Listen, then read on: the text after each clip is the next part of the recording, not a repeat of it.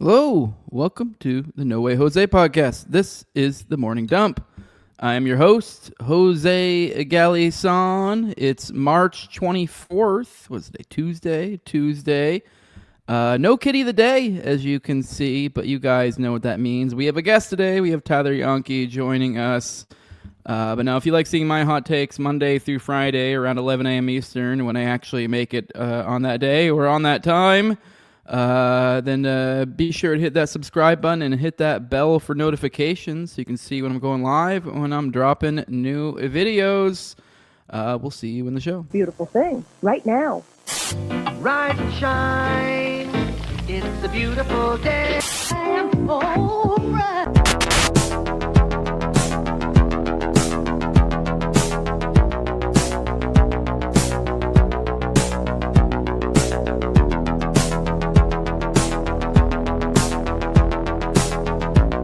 About a third of the building has been blown away. This is the bridge to the white lights.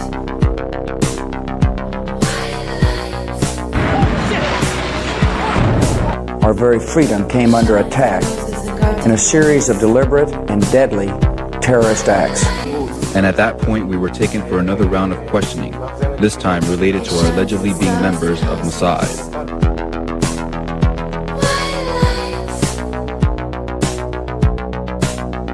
It's crazy evil.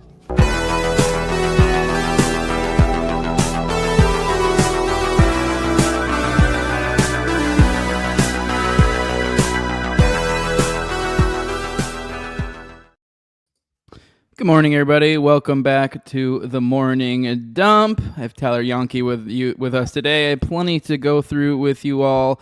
As always, we'll start this show off with some Icebreaker content, the fun, funny, Gen Pop sort of stuff.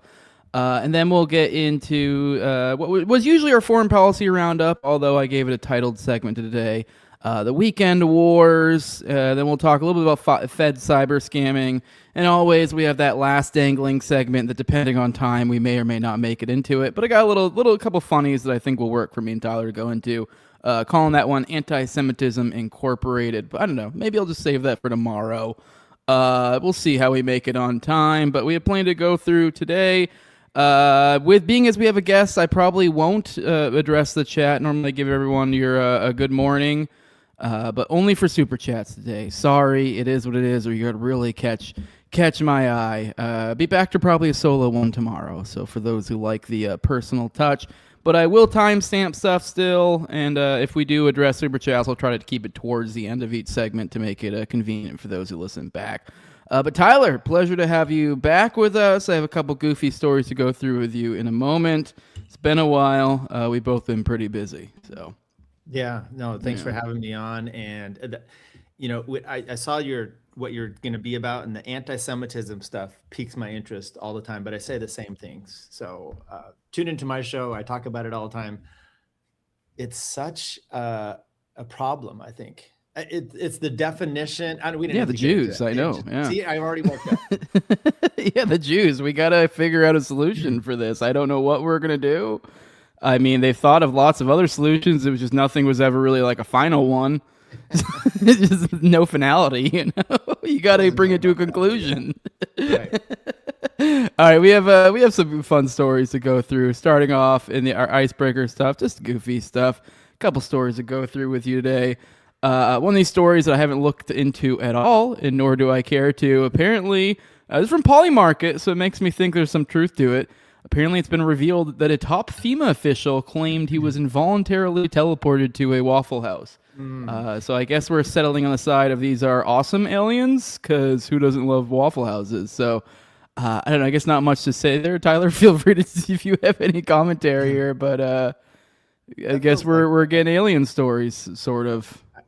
I mean, okay, I need some details. First of all. Which Waffle House? Well, I guess it'd probably be in the South somewhere. That's where they're predominantly.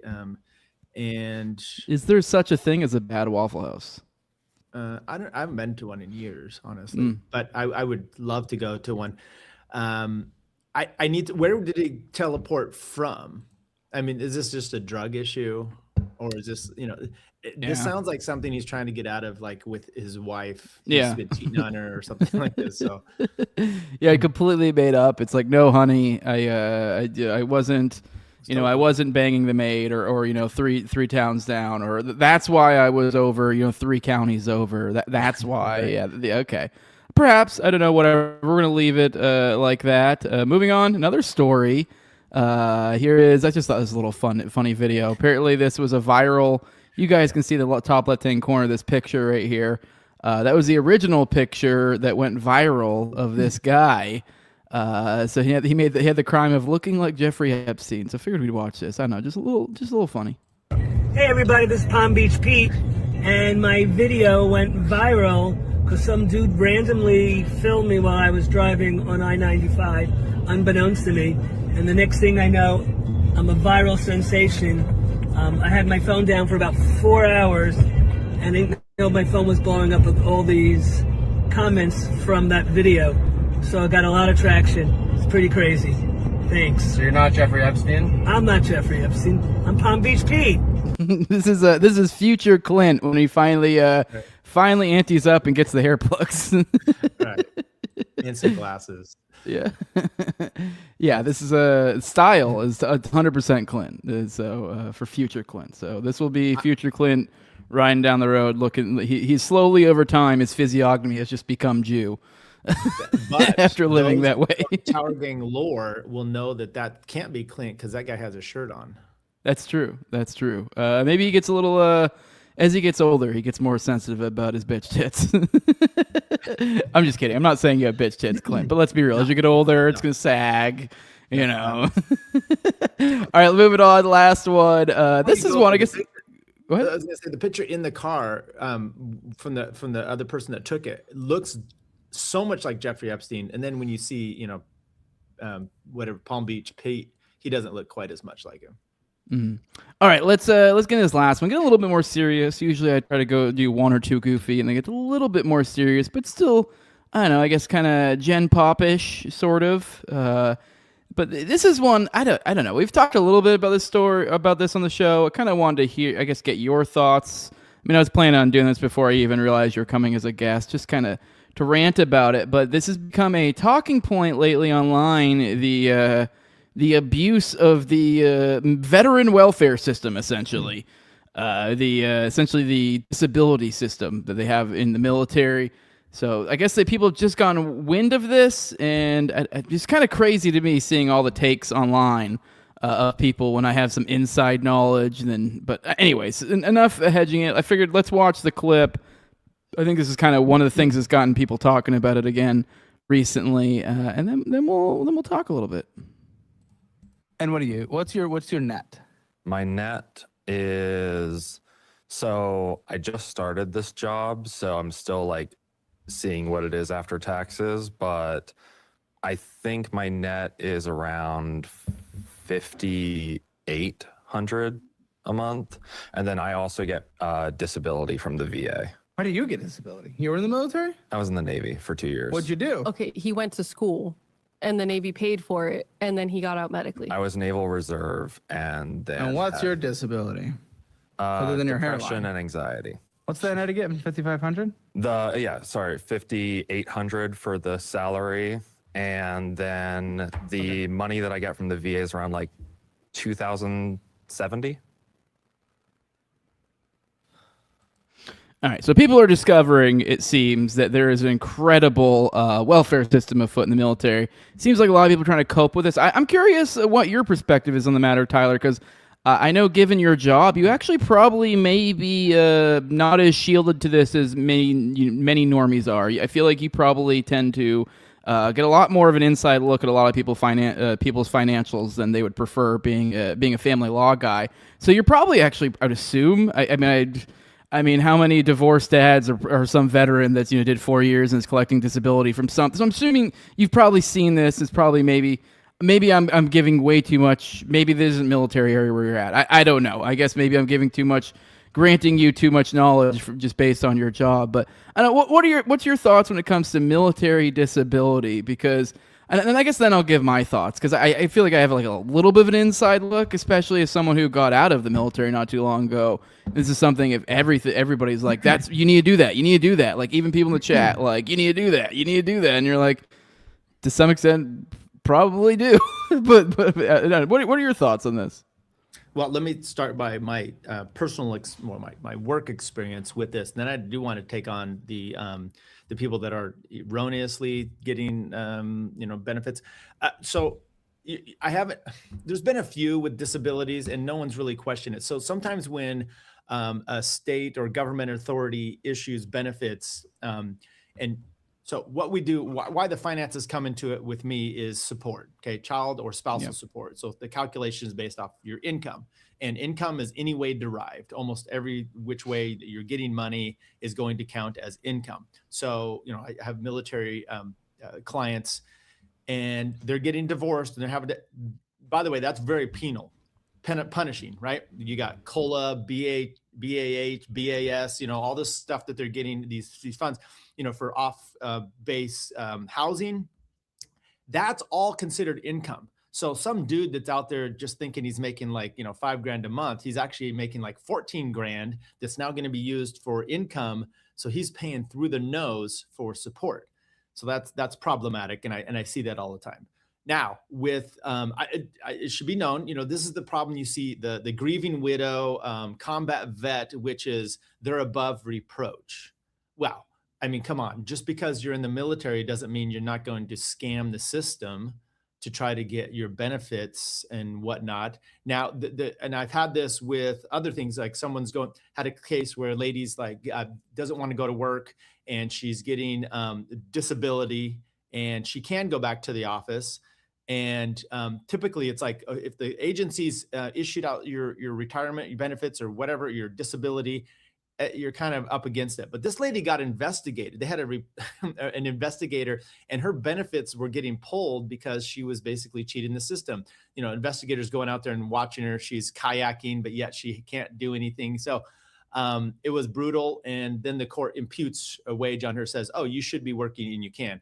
Okay. So with all that in mind, the military benefits people, like this guy, he's like, I'm disabled. Now, disability, I know with military, it's different types of disability, full, and there's percentages, and depending on what, you either have to go back in and get certified or whatnot. I had a friend who was an amazing cyclist, former military. I think he had full benefits, disability because of his ankle, but he would crush everybody on the bike. Like, so you're kind of like, well, what is the disability? Maybe so they got him on the whole don't ask, don't tell thing.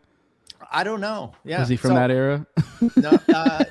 Yeah. Sorry, that was a joke at the expense of cyclists. Sorry, it's stupid. Go ahead. Yeah. So all I'll say with this is, I just because it's military doesn't mean that there's not fraud and waste. We see that with the upper side, right? The hammer or the toilets and stuff that cost millions of dollars, or you don't know where planes are. Somehow that is something they get worked up over. But and then I want to back it up, and this is my last thing, and I'll let you talk about it, which is these people also take shit, right? They go out there and do all kinds of crazy shit that you would not ever have to do. And so why not give them a little taste? I mean, so the military, you're coming out pro military, give them the welfare goodies. I'm just giving both sides of the argument here. Okay. I just want to, I guess I'm more just letting people know, I guess with this one, it's just, I guess I'm kind of glad people are going to whiff of it. I mean, I'm always torn that like I guess I should, like, it's even like consistent with my philosophy, the idea of like theoretically kind of pulling more, kind of like fighting it like by the tax, like it's because let's be real, they're gonna steal money from me elsewhere throughout my life. So if I was getting it back from disability, but something about it feels particularly gross. But I will say, like you're getting at, like, abuse, and I don't know. I think people have kind of, the scamming has become so ubiquitous that it's not even really scamming. It's just the way it is. Like, I'm telling you, as someone who got out not too long ago, everyone's like, oh, are you going to file for disability? You're going to file for disability. You're going to file for disability. You're going to file. And like you talk to, and then I went through a little period after I got of active duty where I was reserves. So I did like a couple years reserves, and now I'm out.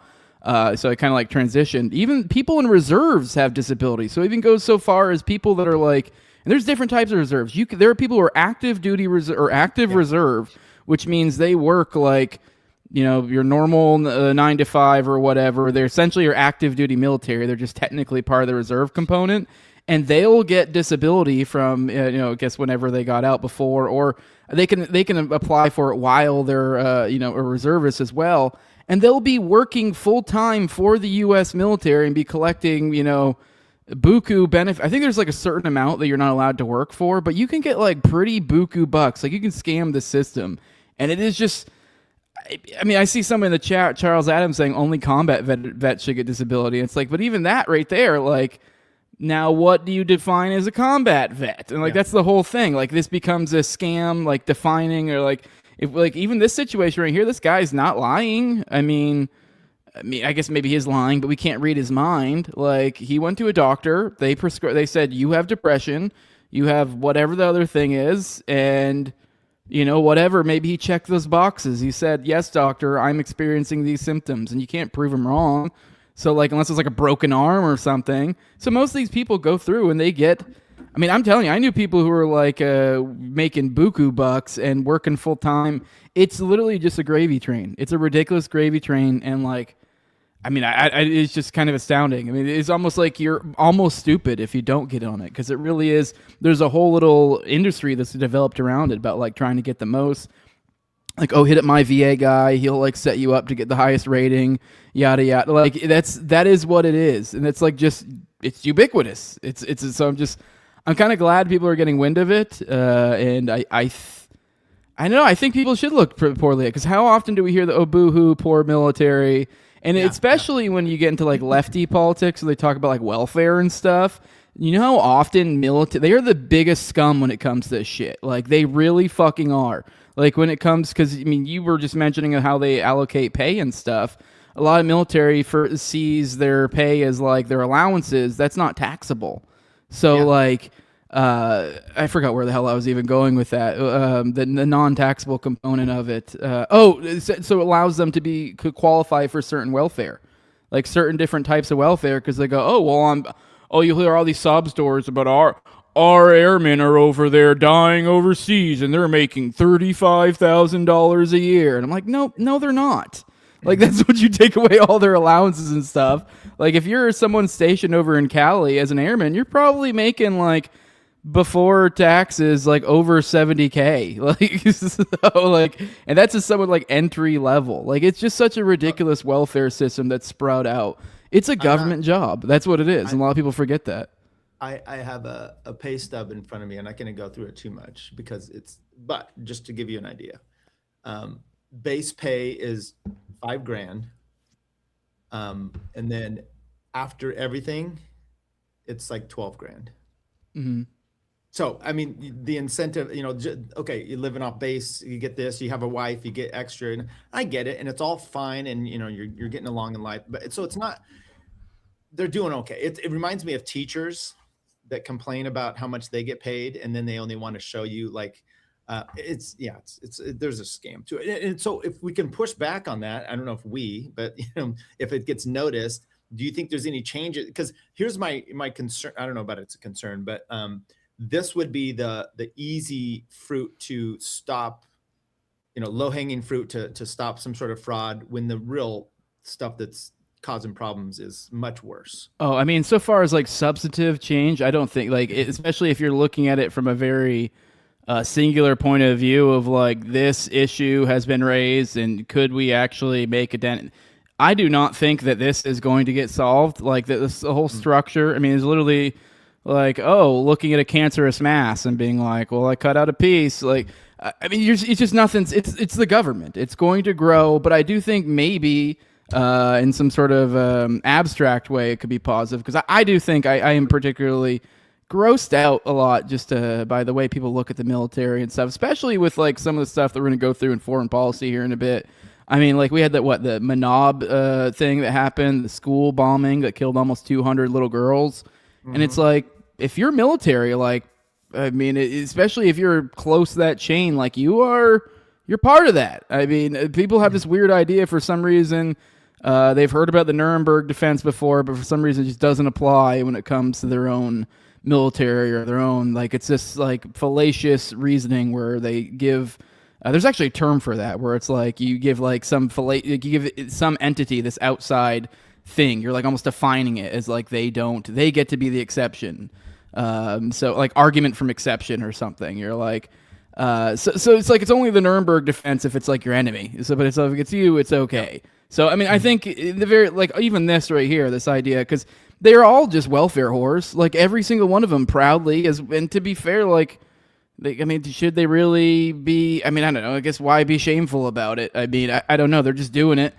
So I think if people start seeing that, I go, oh, that's gross. And then you're like, oh, this is just a fucking gimme money scam. And especially as bodies start coming back overseas, if they do, I don't know. I think not that I'm like, I mean, to some degree, I do feel for these people. Obviously, I was in a similar situation. So, but it's like. I mean, part of that is like you kind of got to have a scummy view of that. Like you are part of the murder machine. Like I'm sorry, we can't sanitize that.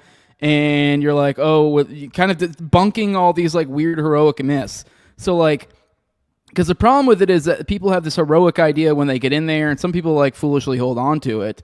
But if you can just spell it ahead of time and be like, look at what this turns people into. Like these are like just little welfare whores.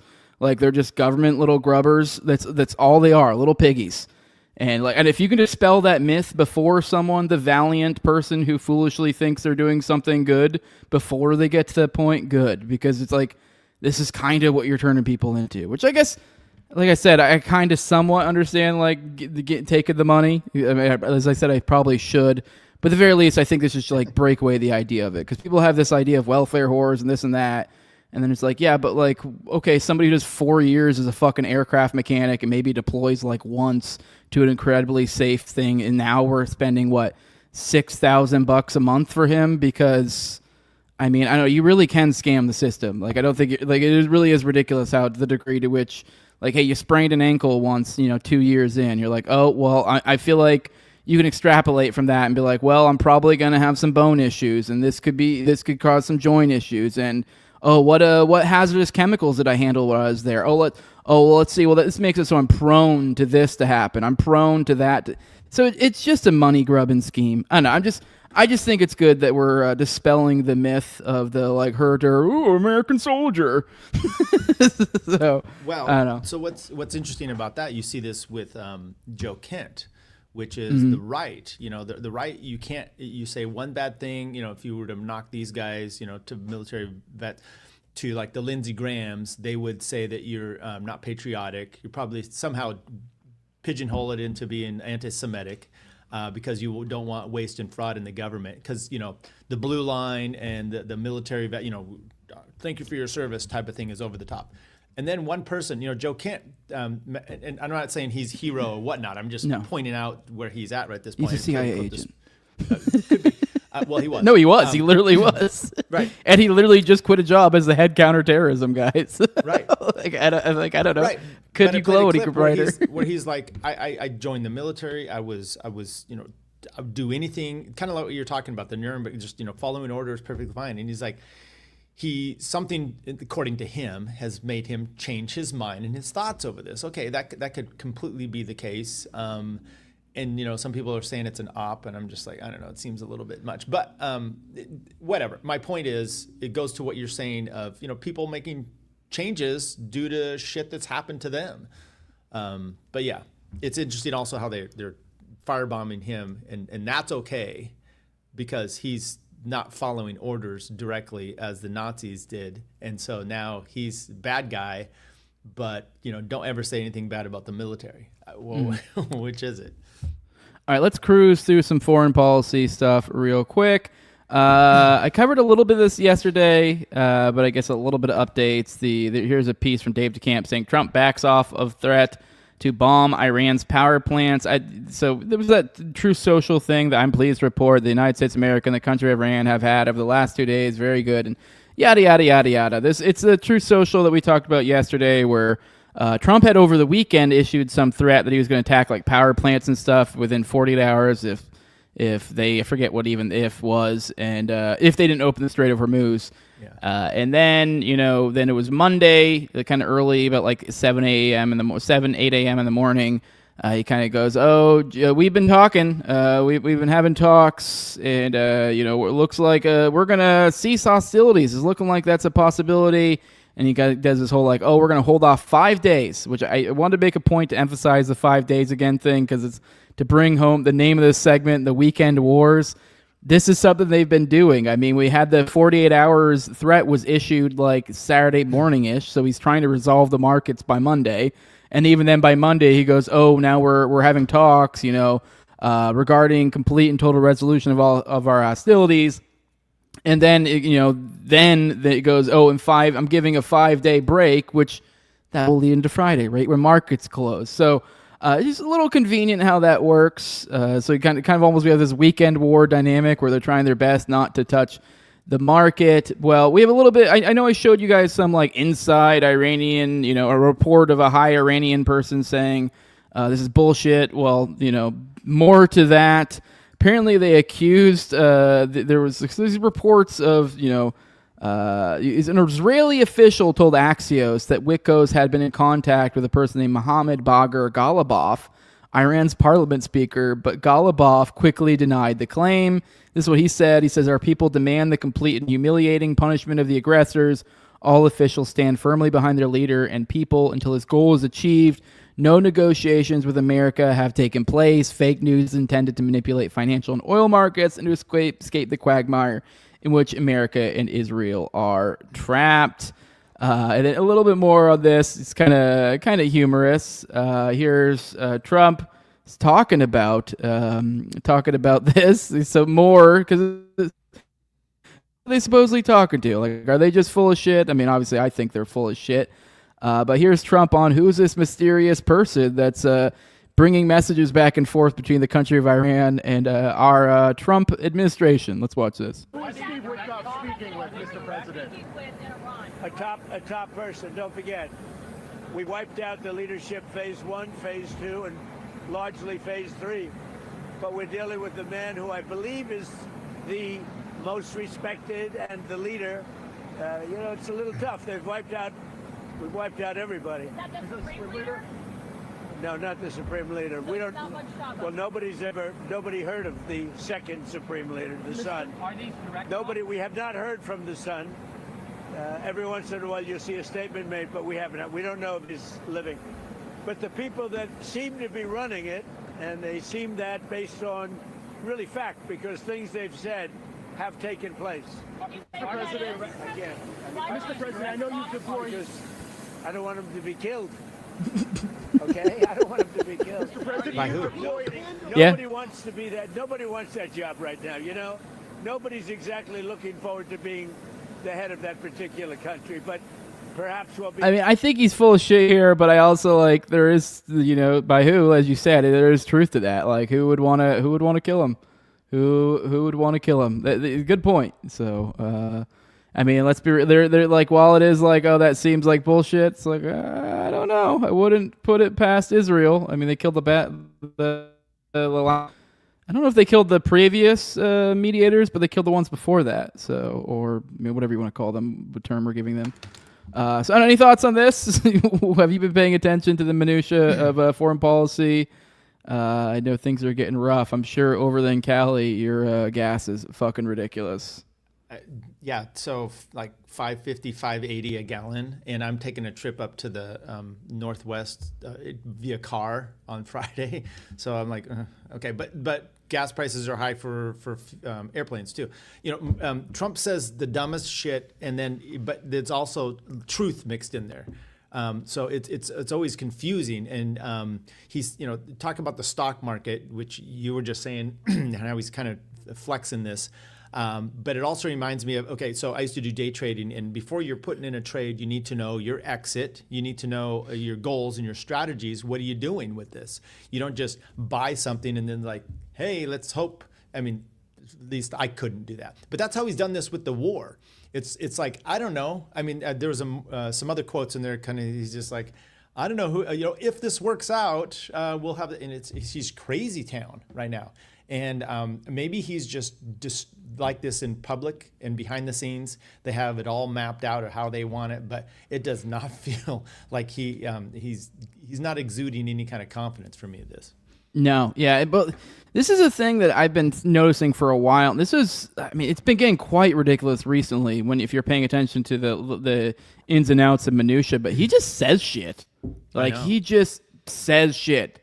Like, it's one of those things where, like, I guess to some degree, I guess, like, this has been a talking point when it comes to politicians a little bit more so, especially like when Biden was running the last time around. It was like he would make up crazy stories and then people would be like, that's bullshit. So that might be like a media thing, but Trump is even more like, I don't know. It seems even more ridiculous now in today's like, it's a known that like people can check this shit or you're going to look ridiculous. The way that it moves, the information moves, it seems way more brazen than even like that sort of shit. He just says shit.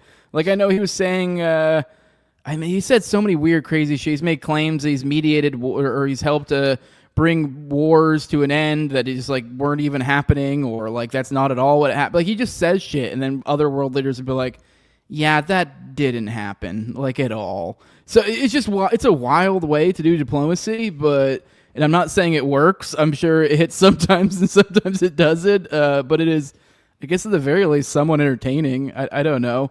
A little bit maddening because you're like, what the fuck is going on here? But yeah, I think they're probably just, if I'm going to be fair here, I think the company line here is they're probably being very, very, very liberal in their definition of like talks or whatever.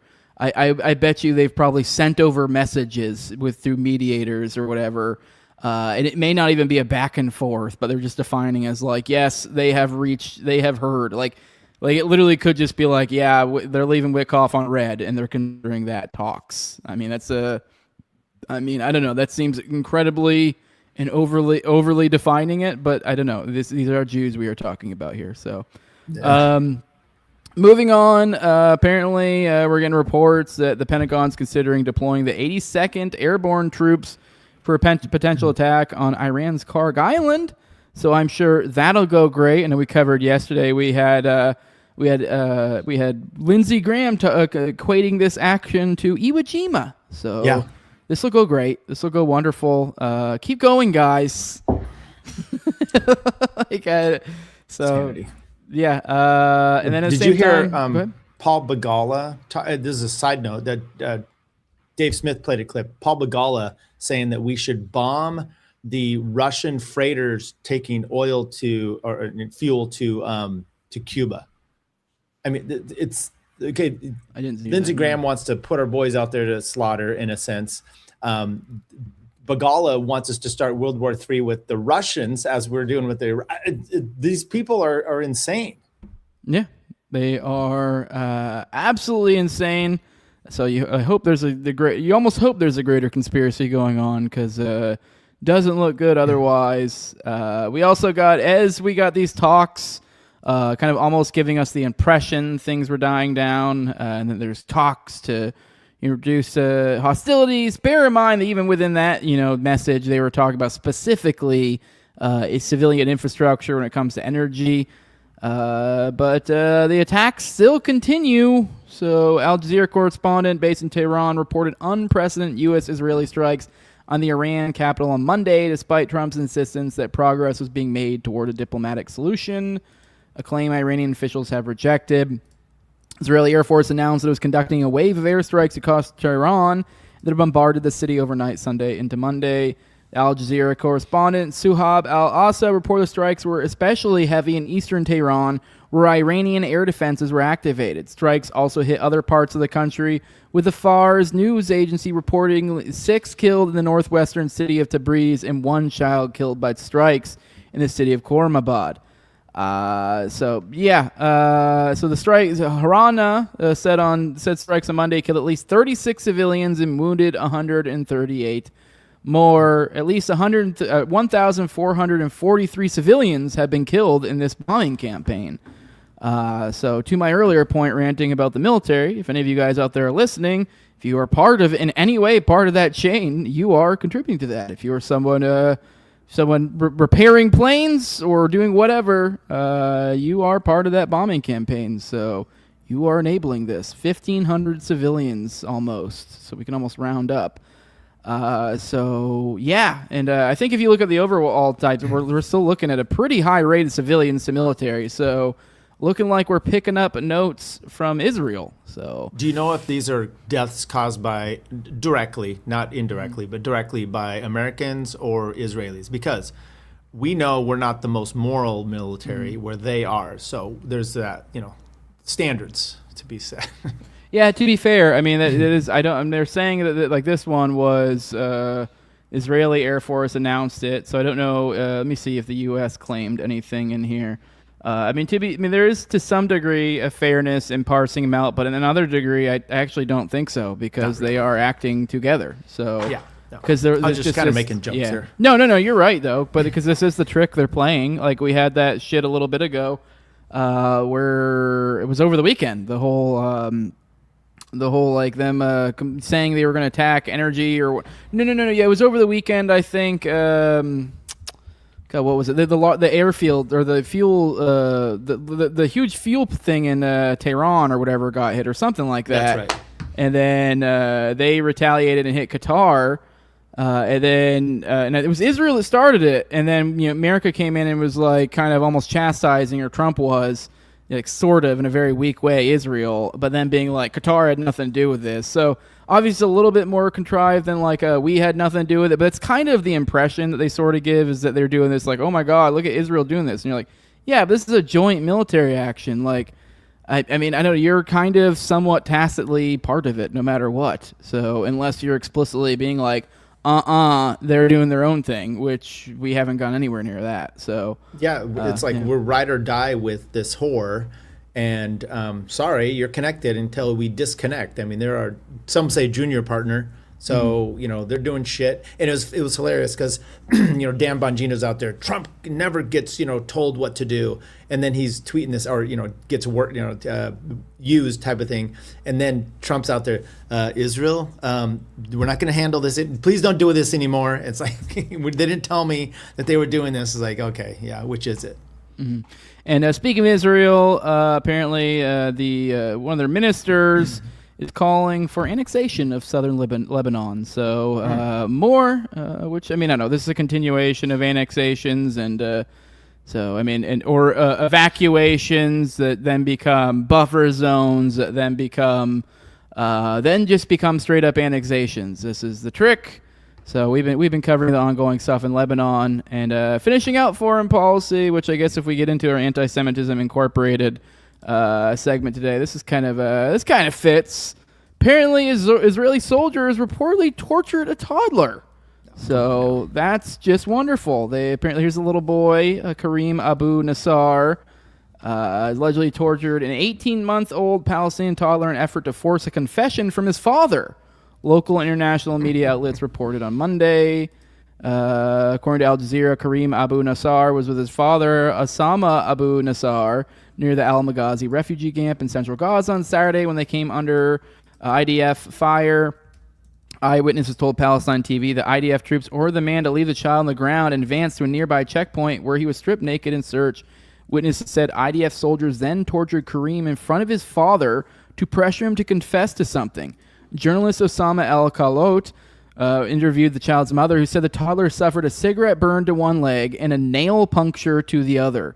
Al-Khalot's video shows wounds to the child's legs, injuries reportedly confirmed by an unspecified medical authority. I've got a little video here. Let's see if it shows anything. مرحبا، كيف حالك يا وعد؟ الحمد لله. وعد ساكنة شرق مخيم المغازي، زوجها رجل بسيط، وكم طفل معك أنت؟ ولد.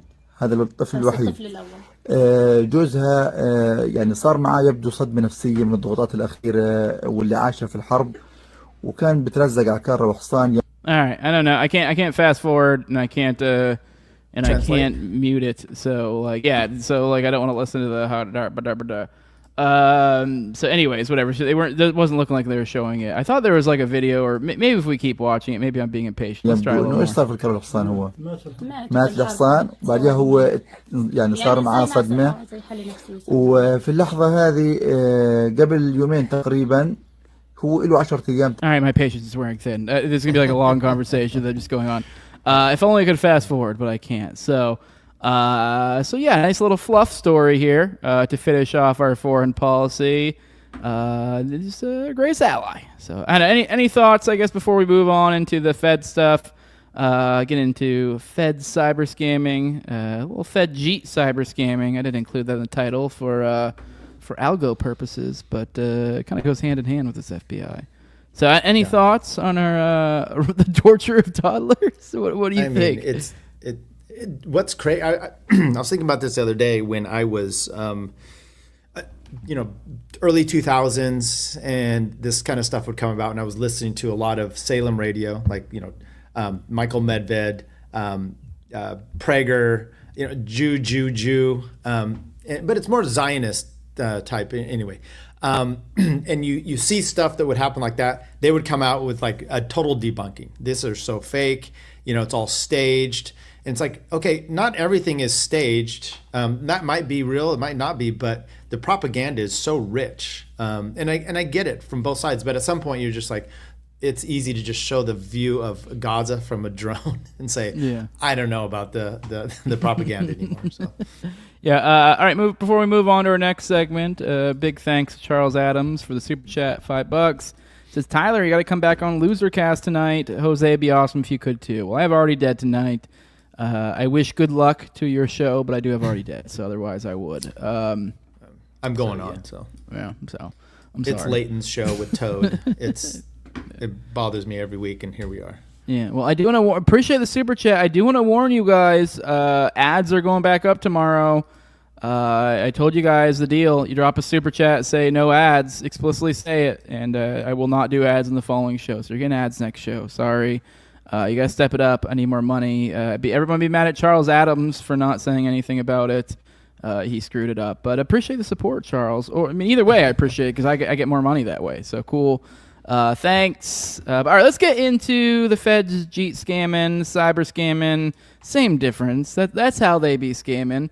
Those Jeets, they've kind of become they become cyber Jews. They've become.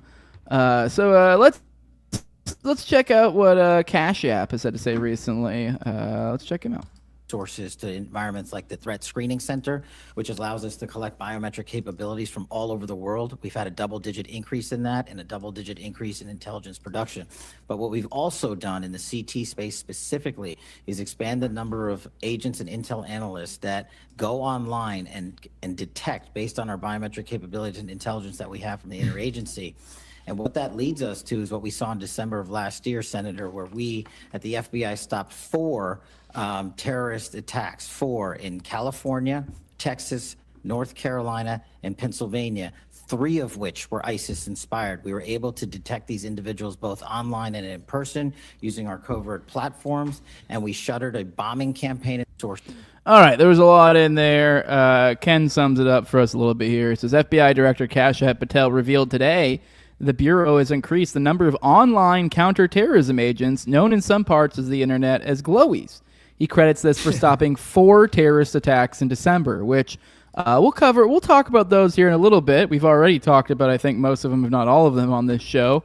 Kind of made them look ridiculous in real time, but, they're doing the old trick where you get a few of them together and they go, wow, look how big of a deal this is. So we'll talk about all that in a moment. But I do want to take, while we have a Cash App, a little bit of a focus on him, I figured here's a little old bookmark that's been sitting around for a while that I meant to cover. But I just thought this was an interesting little add-on, a little reminder, just a pile on Cash. Apparently, whistleblower recently disclosed that FBI experts were delayed at least a day in deploying to investigate Charlie Kirk's assassination. Why? Because there was an FBI plane and pilot shortage because Kash Patel was using them for personal flights. So yeah, they're doing these online little glowy things. So I what do you think? And anything on that? I got more to riff on this, but anything on I don't know, the glowies online. I've been getting a lot more of those horny girls in my other inbox thing. It's being out of control. So I don't know about you. Always. The FBI in this case is much like the ADL, which is they've got, they've got to create problems to make themselves look good so that they can get more funding and whatnot. Hey, now we have a war with Iran. We're going to get more terrorism at home, which means, see, it was justified that we went to war because they're going to come over here. But now we need to do more at home to justify this because there's terrorism, because it's called blowback. ADL, hey, look at the rise in anti-Semitism. We're going to categorize every little thing as anti-Semitism to show that there's a rise. So you give us more money. It's all just crazy. And Cash App, look. Trump's out there ripping on Joe Kent for getting remarried, ripping on Thomas Massey for getting remarried. This is a dude that's out there banging this young chick, not even in a marital relationship. Jose, can you imagine that? Yeah. He's not even married to this I girl. don't think he's even in a spending all his money heterosexual relationship, to be honest. Wow. Yeah, I mean, a lot of people forget. I mean, a lot of people like to check Vegas, this up. I know. Yeah, the Vegas thing. A lot of people like to just go, ha ha ha, look, he's like just some simp with a hot chick that they gave him, and like, no, it goes further than that. Like, I literally think he's a fruitcake that they gave him a bitch. Like, here's your bitch, and he goes, okay. Like, I don't know. We'll do it up for the cameras occasionally. I'll go to some of her concerts. So which apparently he does. I don't know. I guess he makes it to some of them. So I don't know. Anyways, moving on. Not even moving on. It's actually we're still in the same milieu. Kind of on the FBI and the silly shit they do. What's that? The FBI and the silly shit they do. On the glowies over there? On glowies, not a fan. Not a fan. No, I mean on this specifically, the FBI. You just presented Ken's thing, and I said something. Do you have a take on it? Well, okay. What I presented was that there's the glowies. I mean, I think it's all bullshit. I mean, I don't know. I don't really know what more to say there is than you did, really. It's bullshit. The FBI should cease to exist. And yeah, I don't trust online glowies. And like, if they're doing, I guess, legitimate law enforcement operations, sure, there's definitely wild stuff going on out there that's cool. But I don't buy that at all. And I don't think we need a federal organization for that to be the case. I don't see. I mean, I think a lot of like state and local places have their own like cyber stuff, and anyways, it just means they take on more of the load. So, yeah, not a fan. It seems like a bunch of bullshit. But yeah, I don't know. I mean, other than that, I mean, like the other bit was kind of more just like, I don't know, cash drama, which is like, he's out there riding planes. He's obviously a hypocrite. I mean, to some degree, though, I also think it was like a little bit dumb. Because it does seem a little bit of a dumb talking point, and I think he's kind of accidentally fallen on his stupid talking point sword, because this is shit he said before, where it was like, that's it. Oh, you can't be going, and you're like, but at the same time, you're like, he like really overstated it way back in the day, but like, he should be paying for it, or I forget exactly how he seated it, but like, it was kind of ridiculous. Whereas if you really do think about what the head of the FBI does, it kind of makes sense. They'd be flying around a bunch, be doing more PR gay shit like that. I mean, like, now the personal stuff, like going to go see his girlfriend stuff, that's ridiculous. But, I mean, is that maybe some people hyper-focusing on it? I don't know. I mean, and now I'm fully willing to buy he's, like, definitely abusing those benefits. But it's also kind of, to some degree, it's like, I mean, no matter what, even if he was being conservative about it, he would be abusing those benefits in the perspective of his previous self, if we're assuming he's an honest actor, which he's not. But this is why he and Bongino specifically should not be listened to ever, is because they were so remember they were the experts on these situations before they got in, right? They were so expertise on all this. Trust me, bro, all this stuff. I have the connections. I know because I've been there. And then they get in, and it's like, what? I don't get it now. Did you lie before? What were your sources then? And that you were so confident. And then you get in there and you're like, no. Now I've seen it. And it's like, okay, then can you repudiate who was telling you before that you were so confident? Anyway, they're just full of shit. Yeah, which, I mean, like, oh, they shouldn't be taken personally. It's like, okay, if you're the head of the FBI, so are you just going to be supposed to be this weird public servant that never goes anywhere ever? And even then, let's say you want to go see your grandma for her 80th birthday or something. It's like, can you really, as the head of the FBI, can you just go book a flight with Delta? You think that's what you do? Or okay, so then the perspective from the previous Kash Patel is like, what are you going to do? Are you going to pay the agency? I mean, like, for one, I don't even know if they'd really have a mechanism for doing that. People would be like, what are you doing? I think under the regulations, he's required to be taking that plane. Yeah, so that's exactly. what's so stupid about it. Yeah, it's like, and even if he wasn't required, it's like, it makes sense. He is like he's the head of the FBI. Like, while I think it's a bullshit organization, and I guess I'd prefer he didn't get security, if I put my head in there, that perspective for a moment, it's like, well, yeah, he's a high value target. Like, he can't just be, I don't know, running about.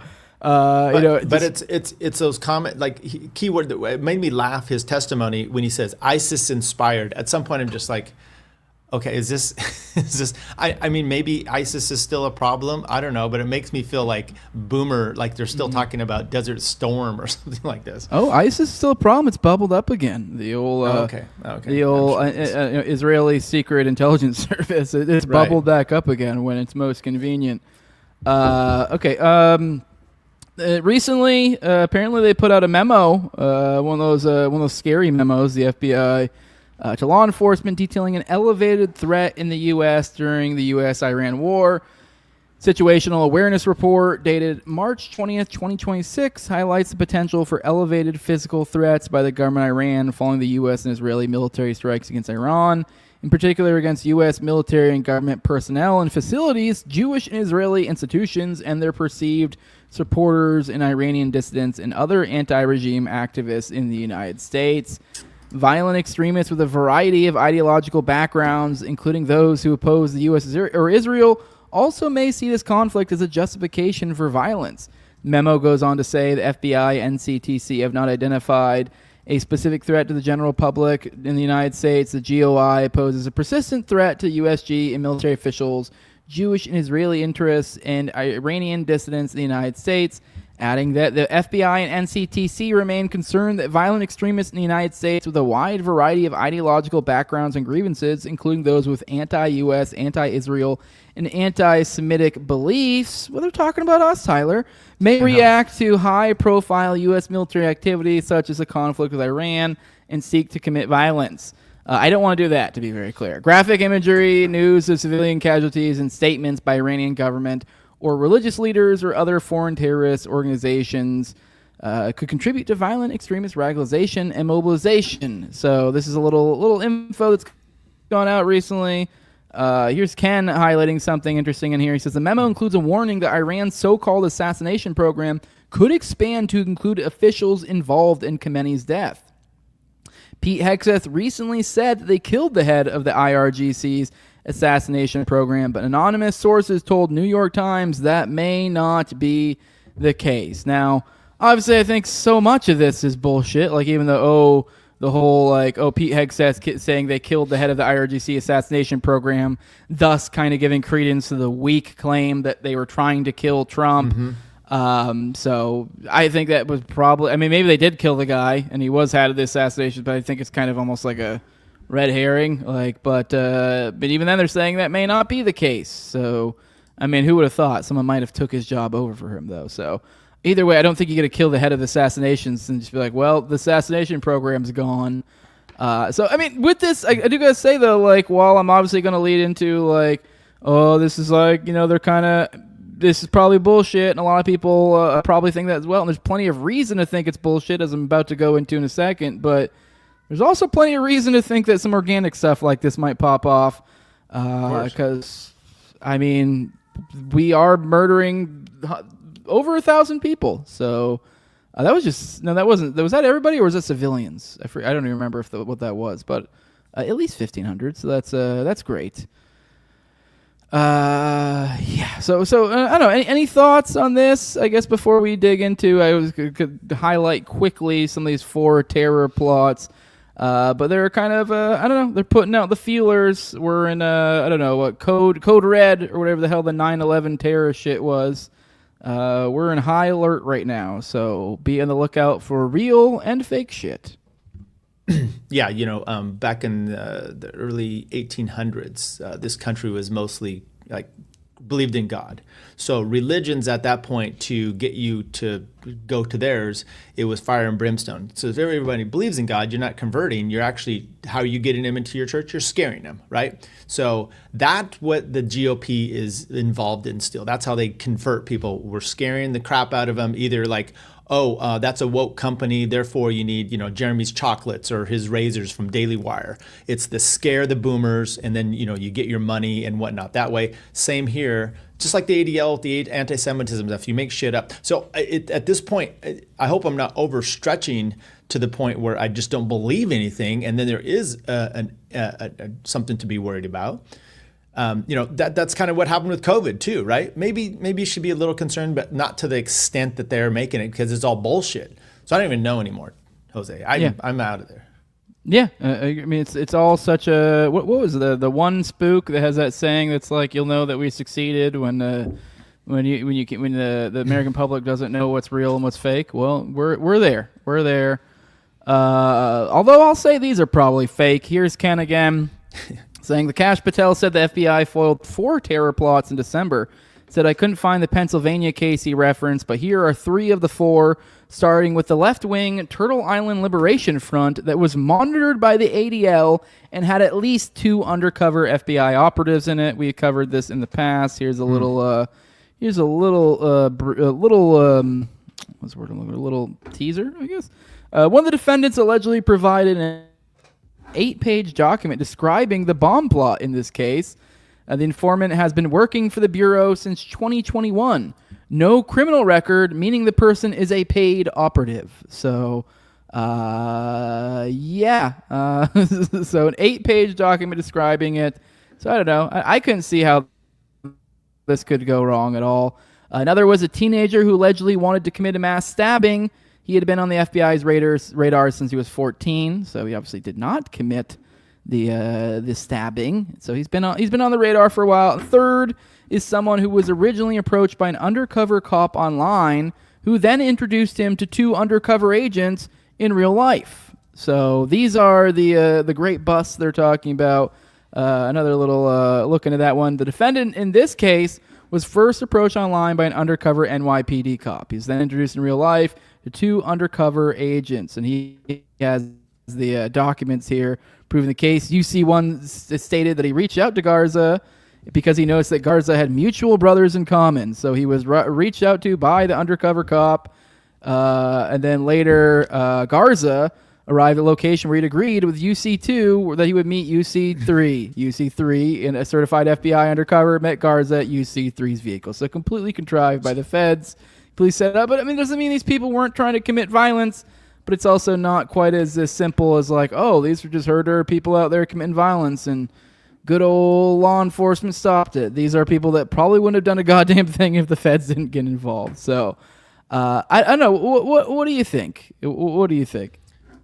I mean, once again, I try to defer over to Ken on a lot of this to milk it out. You interviewed the guy from Wisconsin several years ago that was involved in that Whitmer scam, and there's just so much of that. And before I was really looking into this kind of stuff myself, you just believe it. I mean, the 9/11 stuff, and you're like, fine, look at him saving my life. I didn't even. It's like job saved. Yeah. Find it a little bit interesting, weird thing. I mean, you're kind of on this idea that we're talking about here, the feds infiltrating. We have now reached the point where, as Ken Silva says here, John Oliver is speaking more truth about the FBI than Dan Bongino. Apparently, John Oliver did a little side segment on the Michigan kidnapping stuff. So let's listen in. Honestly, we first started looking at this story a few years ago, and it has changed how I viewed every sting story. By the way, it was Michigan, just so you know. You said Wisconsin. But yeah, thank you. Honestly, we first started looking at this story a few years ago, and it has changed how I viewed every sting story that's made headlines since. Remember when that group of men were arrested for trying to kidnap Gretchen Whitmer? Guess how many confidential informants seemed to help that plot along? I'll give you a clue. It is a lot more than you would like. And you don't have to sympathize with these men or agree with their views to wonder if that plan could have even gotten off the ground if there hadn't been as many as a dozen confidential informants involved and 2 undercover federal agents. So, all right, what are your thoughts? I find this particularly, it's a little bit of a mix of what we were just talking about and kind of the infiltration and kind of like, this is where we are. But I also think there's a little bit of an interesting point in, I don't know, I guess I'm curious where your thoughts on this. I really feel like the I guess the podcaster, archetype, or I mean, not me and you. We're like at a different level, but like the big dogs. I think this really highlights how crazy they've fumbled the bag. Like, if we're kind of creating a rough, and obviously I'm talking like kind of maybe like the Tim Pools, obviously like even the Dan Bonginos, so the more establishment side. But those people who kind of like on this in between, they were seated perfectly with the death of the media after Trump to take over, and then all of them kind of instinctively attached his balls to their mouths. And kind of, lost credibility and become what they are now. And I've noticed a trend of, as of late, surprisingly, the establishment media has been making a little bit of a comeback. They've actually been doing decent stories, been covering good stuff. Obviously, I'm not saying, ooh, great, how great is that? Like, we should trust these guys now. But I know, just more of a, I don't know, just kind of the, I don't know what commentary. There's a lot of different commentary to be had there. I mean, I guess there's something to how, like, this new energy, everyone fell for Trump head over heels, and now are feeling the effects. A lot of people have lost credibility and stuff as a result. Like, this was supposed to be like the new truth. There's all these complaints, but now there seems to be this like propagation of slop to an incredible degree. So I don't know. What are your thoughts? A mixture of different commentary to be had here. Yeah. So the mainstream media has kind of gone away, and then their demise, I guess, to some extent, with this rise of this alternative media. But with that, it's still a lot of the same crap, like the Benny Johnsons. I mean, you said Tim Pool, but I think he's even more. And then there's some suspicious, Sean Ryan's, some other people there. I've talked about this before when I was a little more into the LP about, as an example, the No War rally, and there's like a communist there, and then there's RFK Jr., so it's like you kind of have a coalition with some of these people, but how do you have share their views like Oliver without them using you? You've got to be able to use them. Somehow you have to assert your authority and go, okay, you're going to talk about my stuff, but I'm still going to push my agenda to the more extent. And this is the problem you have with I'm going to use Benny Johnson because I think he's just prime example of why we're going down this bad path, which is it's just more slop. And you don't know the corporate, this happened, and this was the accusation with Steven Crowder would have with a bunch of these lefty blogs and YouTube channels, which is that they're actually funded by mainstream, news sources. So CNN, NBC actually just does this, and so it looks like it's this little independent thing, but it's actually just an extension and an arm. And I think Tim Pool has even talked about that for different media groups that he had worked for that he no longer did. To any extent, the bigger you get, the more problematic. You want to be friends. You want to have these people. So I appreciate people like an Owen Benjamin, as an example. As he gets big, he'll still, whether you like him or not, he'll torch the people that he should be. Joe Rogan, he just goes off on him because he's his own person, right? And I think no matter what you can say about Owen, at least he's his own person. It's also going to be why he's never going to get a certain distance other than where he's at. Yeah, that's a good point. That is actually, you're kind of getting, I think, at what a lot of the issue is a lot of this sphere, which I guess it is in a different way. And it's this social dynamic that comes into play that you're kind of getting at, where you kind of got to be careful about. Let's say RFK, like he kind of seated in a weird place in the political world, where some people you're almost like less apt to want to say this or say this as forcefully because he's kind of seated politically in an odd spot where you're sort of my point being is like people play these games, which is kind of, I guess, in-group, out-group mentality, and the establishment did the same thing. I guess the issue is that we had this like sort of out group, like that was sort of technically not this out. It was just like in between space. I think that's my biggest issue, is that this like alternative media space. A lot of the things that I'm complaining about are ones that were this like quasi place where they were like had 1 foot in one and 1 foot in the other, where they were sort of establishment, sort of not. So they had, they had like kind of social networks in both, which have those like creepy sort of incentives, if that makes sense. And so I think that's the big issue. So a lot of these people got sort of socially intertwined with a lot of the MAGA administration and this and that. And so then you end up in an awkward spot when things really do not go your way. So, which I don't know, and I guess it's hard to gracefully back away from that for a lot of people. I don't know. This is a result of it, I guess. I just find it interesting that, which I don't know. It looked like a little bit of a bright spot of like, oh, cool, like the truth will prevail, and which I don't know. I guess I still have like a low time preference perspective that like these sorts of things will percolate. But yeah, it does seem like they've learned some algo tricks and how to up the slop, if that makes sense too. Yeah, I think a lot of that problem still goes back to. This is like a Charlie Kirk thing where he was, I'm going to support the president. Okay, that's fine. But, and there is some evidence now that he was kind of stepping out of line, right, with some of this. But for so many of these people, it's like, nope, ride or die, and it's not good to talk about you because the main goal is that, the GOP puts its face out there. And then you get Dave Rubin's in, and then you go, well, I can't talk bad about him because it's then talking about the GOP because we have to have this big tent. Well, at some point, this tent just gets moved around, and now it's back over with the left or some of these other slop vehicles or people. So, yeah. Mm-hmm. I think maybe I may have discovered a little bit of the core of the issue here for some of these people. We're about to watch this clip with Mark Andreessen, who is, I'd say if you're looking at like the way ideas are moving around and money is moving around these days, a good place to look is Silicon Valley, especially if you're thinking about that political dynamic we were talking about. A lot of these people in these venture capital, these tech magnates, they've kind of glommed on to the Trump administration. So we have these like right wing. They're kind of in their head the new philosopher kings. And so I don't know. I think this clip may really shine some light on this issue that me and you were talking about just now. You don't have any levels of introspection. Yes, zero, as little as possible. Why? Move forward, go. Yeah, I don't know. I found people who dwell on the past get stuck in the past. It's a real problem, and it's a problem at work and it's a problem at home. So I've read obviously 400, I think now 10 biographies of history entrepreneurs, and that was one of the most surprising things. Like, what's the most surprising thing that you've learned from this? So like, oh, they have little or zero introspection. Yeah. Like Sam Walton didn't wake up thinking about his internal self. He just woke up. He's like, I like building Walmart. I'm going to keep building Walmart. I'm going to make more Walmarts, and just kept doing it over and over again. And you probably know if you go back before 100 years ago, it never would have occurred to anybody to be introspective. Like it's the whole idea of, all of the modern conceptions around introspection and therapy and all the things that kind of result from that are, kind of manufactured in the 1910s, 1920s. Say more about that. Great men of history didn't sit around doing this stuff at any prior point, right? It's all a new construct.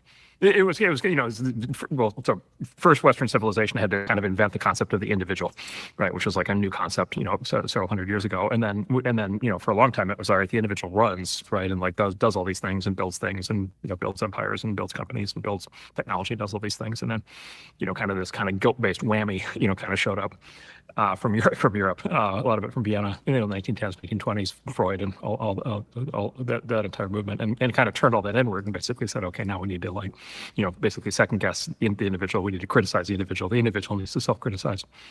Right. The individual needs to feel guilt, needs to look backwards, needs to, dwell on the past.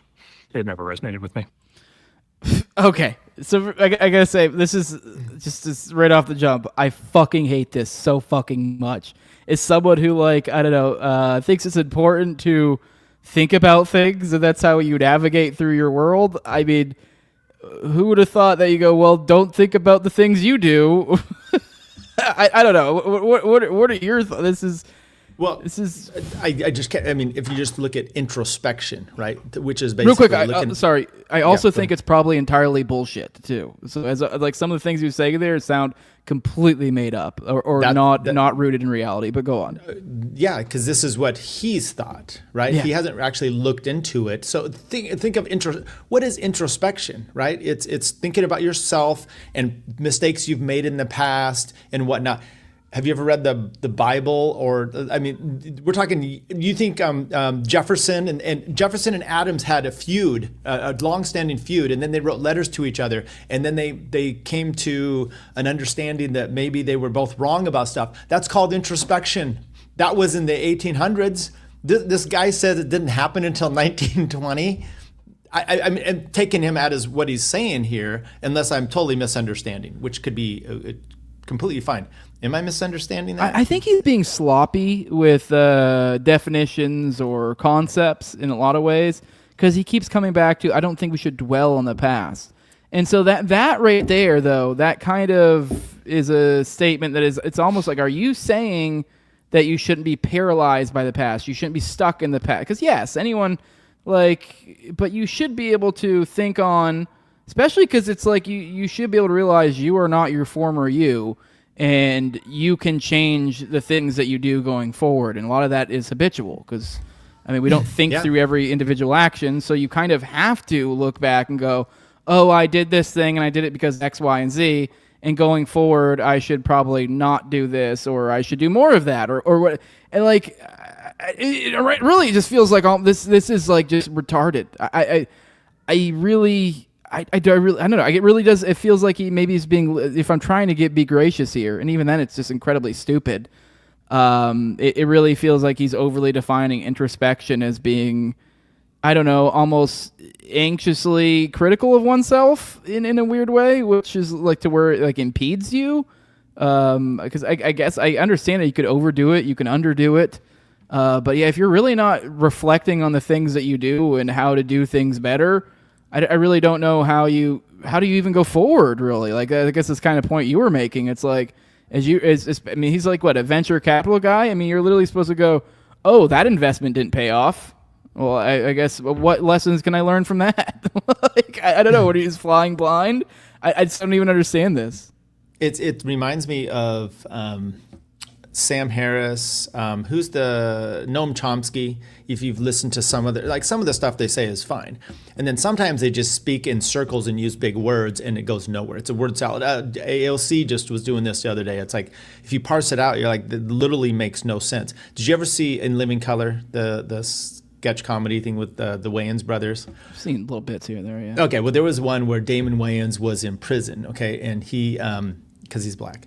And he became educated. It was like some program to become educated. So he would just use words that didn't make sense with what he's trying to say. You know, like the nipple of this. This is what it reminds me of. Terrence Howarding it is what you're saying. Yeah, and where exactly, and that's what you're like. Oh, Andreessen, he's rich. He must be smart. Maybe I don't even understand what he's saying. I'm not going to question Terrence Howarding it at an elite level. Is that what you're saying? Yeah. Yes. I think you're right. He's just Terrence Howarding it. Like, he's just he never killed that nigger deep down inside. He just kept it, just like, I'm just going to use big words, but there's nothing going on here. These dead, beady eyes. Like, I don't know. This is alarming. And there's too many people that don't understand, and they don't realize that he doesn't make any sense. And so they're just like, well, he must be saying something I don't understand. So, yeah. It really is. I mean, hell, what did he say in there? One thing that it was like, what the fuck? He said it was like, it wasn't until like 400 years ago that people started thinking, like, he was like, none of the, and I don't know, I guess I'd be astounded to think about the great men of history and be like, we're really trying to say these people weren't thinkers, deep thinkers. I mean, and Right. even then though, this guy, this little gremlin he has with him, who's the example he gives? Sam Walton, which I don't know. I don't know shit about Sam Walton. I know he's the head of the Walmart family. But he goes, oh, yeah, he made Walmarts, then made more Walmarts, then made Walmarts. That's your idea of a great man?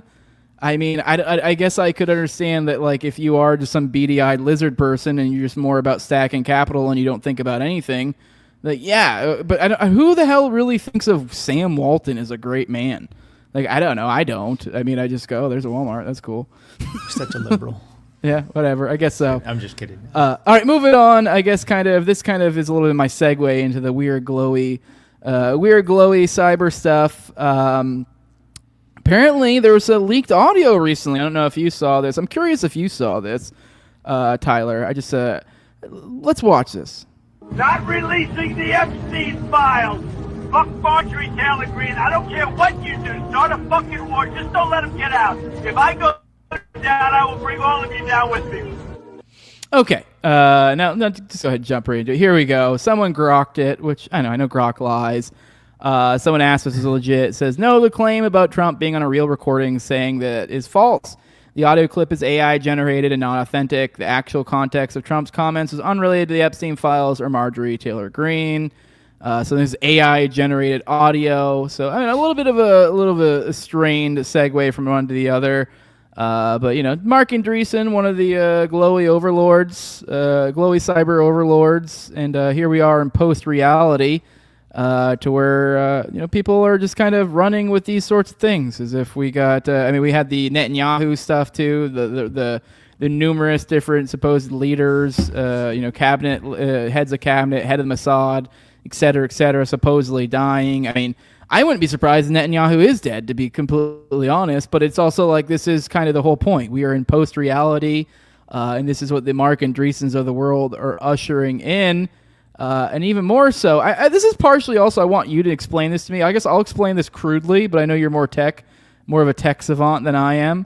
But apparently NVIDIA and Palantir have partnered to create a new AI operating system, which, obviously we were just showing AI there, but this gets even creepier. My understanding is I think NVIDIA makes like computer chips. Yeah. And so a lot of people are theorizing this means that they're working on some sort of, maybe up to and including like putting an AI overlay of some sort on computer chips. So every computer comes with some sort of ingrained AI operating system. So a little creepy, considering NVIDIA is, I think, the largest maker of chips, is my understanding. So I know you're more of a tech guy. So I don't know, what are your thoughts on all this? I don't know that I have really one on that. I just know that NVIDIA makes high-powered chips, and then Palantir is just the devil. So you're going to have an amazing combo there. So yeah. All right, moving on and kind of continuing on this. Apparently, they just bought aliens.gov, so which find that interesting. A little bit of a hard segue, but I don't think that so. means another much. war's coming. Yeah, I don't think it's as much of as a hard segue as I'm making it out, though, because I do think the AI, and if they do the alien op, I think the AI and it will go almost hand in hand. Hell, I wouldn't even be surprised. I've heard a fun theory that they're just going to they'll just skip the alien thing, and they'll just go to, it'll just be AI demon, or they'll call it AI something or other, because it's like a runaway AI, because we're getting to this point where, oh no, some grid fell, the grid of Russia went down. Oh, this wasn't, or a nuke went off somewhere. Oh, the AI, the rogue AI operating system overtook it. Yeah. So this is the future we could be looking at. But I don't know, all these things kind of flow in together. And I guess just to bring this to an end, just to kind of let you know, the scam's been going on for forever. Apparently, Jeffrey Epstein won an $85 million Powerball jackpot on July 2nd, 2008. Someone asked Grok to confirm it, so we're getting a little bit of Grok confirmation here. It says, yes, the Zorro Trust claimed the $85 million Powerball jackpot lump sum payment, $29.3 million after taxes from the July 2nd, 2008 draw. Ticket sold in Altus, Oklahoma. It matches the name of Epstein's trust tied to his Zorro Ranch in New Mexico. Recent DOJ Epstein files state Zorro Trust belonging to Epstein won it. Lottery officials, standard process followed, anonymity legal, no fraud proven. So scams as old as can be. They've been doing this for a long time. So old Fed scams, new Fed scams. Did he win it more than once? I don't know. Just the one time? I think just the one. I thought I had heard that he'd won it more than once, but maybe not. I feel like I vaguely recall that. Let me see. Maybe it's someone else saying the replies. July 3rd. No, it's okay. This is a joke, obviously, but somebody put on July 3rd, 2008, Jeffrey Epstein won the $1 million Monopoly prize for collecting Boardwalk and Park Place. scratch off on one of those Coke bottles or whatever. Yeah. Well, that's all I got. I think I'm going to cut the last segment today. I probably could have done it, but I already X'd out of all of it, thinking I was going to last longer in the segment than I did. But any thoughts on all this about Fed's cyber scamming, the weird, creepy, dystopian future we're walking into? I think we're getting into some weird shit. So I don't know where it'll go, but it doesn't look good. Yeah, I don't have anything on the aliens and or Powerball. All right. Tom33 says Sam Walton is a satanic entity. He's also saying Trump's audio is fake. I can tell by the sound of the voice. Yeah, I will say, I am curious. Did you see that? Did you see that on your timeline? Because I saw a bunch of it. And I just saw a bunch of these sorts of things recently. I know it feels like low tier, like whatever slop, but it kind of is. But I was like, just the amount that I was seeing on my timeline, I'm kind of like, oh shit. And then even then, these are things that have like thousands of likes, which Probably a lot of bots, but still, you're still like, okay. Well, all right, Tyler, we're gonna get out of here. Actually, I got one more super chat to drop real quick. Charles K1541 says this is like Tower Gang methadone. Appreciate the $10 super chat. Appreciate it. I still think it's funny. No one said anything about ads, so you're getting ads tomorrow. Get over it. Appreciate it though. But Tyler, where can people find you? Tyler Janke at Tyler Janke on Twitter. TYLERJANKE, and then Libertarian Podcast Review, LPR, on YouTube. Actually, do this. Go to Substack, tylerjanke.substack.com. Sign up there. You can do it for free. You can pay some money. That's where I send all my notices out and everything. And then, do a show. I did one this morning. I do a show at least every Thursday or Friday, and sometimes Wednesday, Tuesday. But check, notifications, and you get me on there. Thanks for having me. Really appreciate it. No problem. Thanks for coming on. Be happy to do it again. For those who want to support what I'm doing, leave a like, share, subscribe, comment, leave a 5-star review on iTunes or Spotify. You can find the show on YouTube, Rumble, all the major audio podcatchers, and Twitter as well. On Twitter, that's at Tower Gang Jose. Everywhere else, that's the No Way Jose podcast. And if you want to support the show the best way you can do that with money over at patreon.com/NoWayJose2020. Got a QR code right up there if you want to use that instead. And the low level $2, you get a whole host of perks that give you guys access to early episodes. I try to do about 1 to 2 of those per week. Give you guys about 4 behind the paywall at any given time. I also give you guys an ad-free RSS feed. Give you guys access to Telegram, access to the pre-show, post-show, and video calls on me and Austin's weekly live call-in show, Already Dead, which is tonight at 9:30 p.m. Eastern.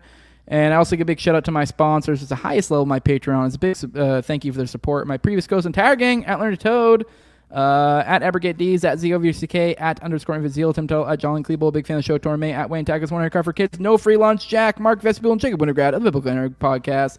With that, we're going to get out of here. I got a fun outro for you guys.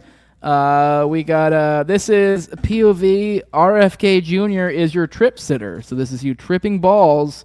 And RFK is who's helping you, guide you through this deep spiritual moment you are having. I will see you guys tomorrow around, give or take, around 11 a.m. Eastern, assuming I decide to show up tomorrow. But we'll see you all then. Love you all. Bye-bye. I think you took too much. I think you took too much. How many fingers am I holding up? That's not it. That's wrong. Hey, you have to calm down. You have to calm down. The police are on their way. The police. I've called the police. Your legs work just fine. I can't save you. I can't save you. Oh my God. I think the police are here. Hold on. If your heart beats too fast, it'll explode. Jesus Christ, Cheryl. He's awake. Look what I found. The drugs, they still might be in effect. But look what I found. Look what I found. You're never gonna believe it. It's a mini-me. My bloodline's going for the rest of my... All right, so